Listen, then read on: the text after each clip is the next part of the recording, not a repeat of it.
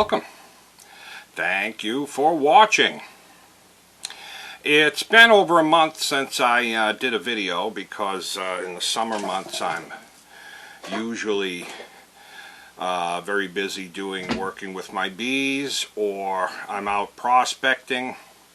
So in the summer months I may put up only one video a month here on this channel. But if you'd like to follow what I'm up to, you can go to the Hip Bee Explorer on YouTube. There'll be a link in the description, and you can check out my adventures exploring New England. Also, I want to mention that this video is brought to you by the Hip Bee, thehipbee.com. That is my site for where I sell my honey and beehive products. So you can check that out as well. That would be great. And you can follow us on Facebook at the Hip Bee, and also on the Hip Bee Explorer. Both of those channels are on Facebook. And the Universal Life Church of Massachusetts.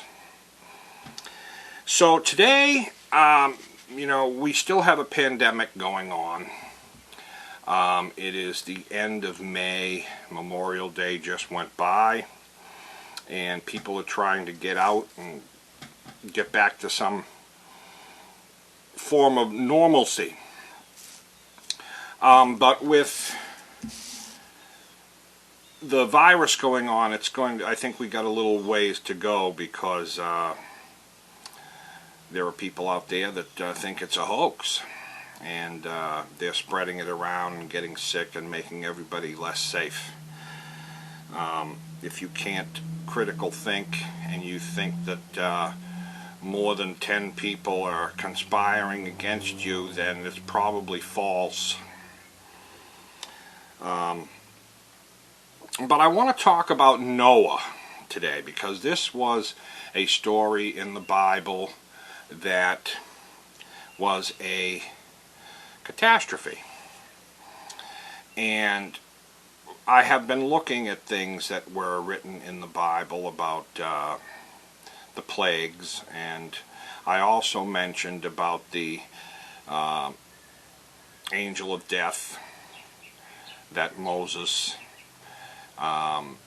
said God was going to send down, and people who took the warning spread goat's blood around their door. This is all symbolic stories to explain you. So you can go back and watch those I put up in the past. But today I'm going to talk about Noah. And the story about Noah, there are three interpretations of Noah. The first one is the literal story, that people who think the Bible is some kind of historical document. And I just can't understand how someone can be lack such critical thinking and understanding about the world that we live in, to think that a kangaroo is going to hop all the way from Australia onto Noah's boat, sail around for 40 days and 40 nights, or longer than that, because the rains went for 40 days and 40 nights. I think he sailed around for 7 months. And then get off the boat and hop all the way back to Australia, which is an island, so the kangaroo would probably have to swim too.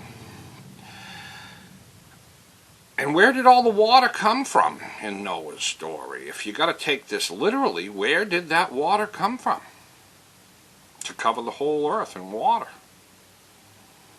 And how come there are trees that are over 6,000 years old?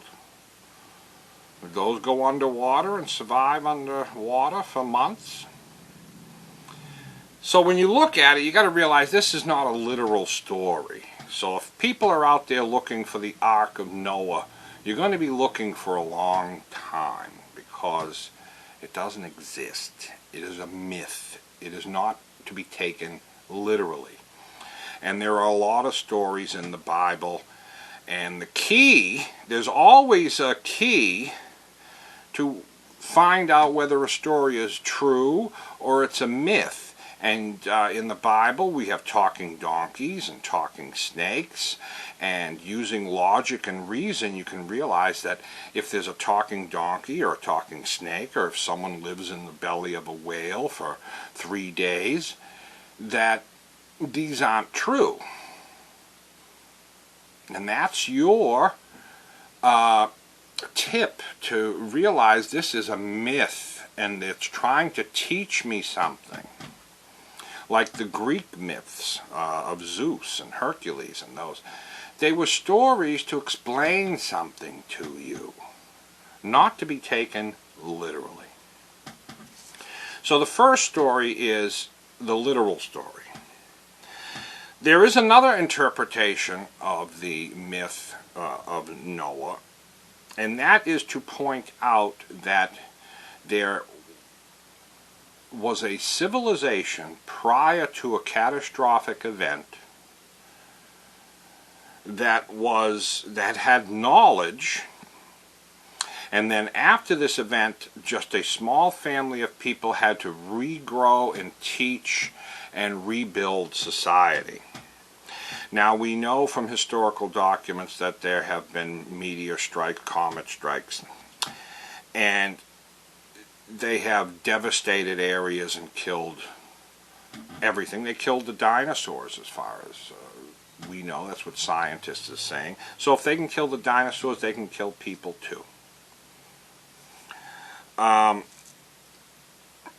that brings us to the story of Atlantis, which could also be a myth, but could have some historical facts to it, that there was a civilization prior to the Egyptians that were intelligent, and a lot of the knowledge that the Egyptians kind of like popped up out of nowhere with to do the things they did came from this previous civilization. And that's what the story of Noah could be talking about in a second interpretation of it. And it very well could. And the third interpretation is the occult interpretation of, and I'm not saying, I'm not sure about the writers of this. I'm sure that they were not making a historical document that it literally happened, but I'm sure it was a myth to teach something about human beings and the world we live in. Was it a past civilization? It could be. But the third one is more of an occult meaning. And if we look up the word Noah means to rest, be at peace, or calmness. That's what the word Noah means. And the ark is the ark of the head. That's the ark. And in the story, Noah, being at peace, fills the ark with the good intelligence and knowledge, and preserves what is good. And then when you do that, you are prepared for life's tragedies. And this is great knowledge, because peace and calmness of the mind comes through meditation. And when you meditate, you can raise your consciousness vibrational rate. When you have challenges, you won't panic, you won't lose control of your emotions. Meditation is a path to enlightenment. And I think that this third interpretation of the story is in line with the other stories of the Bible to teach the path to enlightenment that Jesus was also teaching, or the story of Jesus was teaching. So I wanted to point those three out to you, give you something to think about, and with this virus going on, people are living in fear. And what you need to do is to step back, meditate, calm yourself, clear your mind on a daily basis. That way you will be prepared and calm to handle the challenges, because life will throw hurdles at you, and if you're prepared to jump them, you will. If you're not, you'll trip over them, and tripping over hurdles can cause you to trip over the next one and get more frustrated, and then it snowballs into being angry.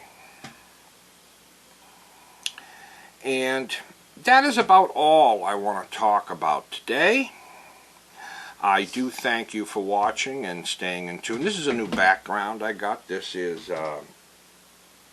a piece, a tapestry made by Chris Pinkerton. He makes some great ones, and I like it. And I'm going to continue to use it. So there will be maybe one a month until the winter, fall and winter, when I have time and the bees aren't keeping me so busy and I'm not out in the nature, and I will do more. So hold tight, and I thank you for watching. Please hit subscribe. Check out my other channels and follow along, and you can enjoy some adventures this coming summer. The Hip Bee Explorer on YouTube. So until next time, peace.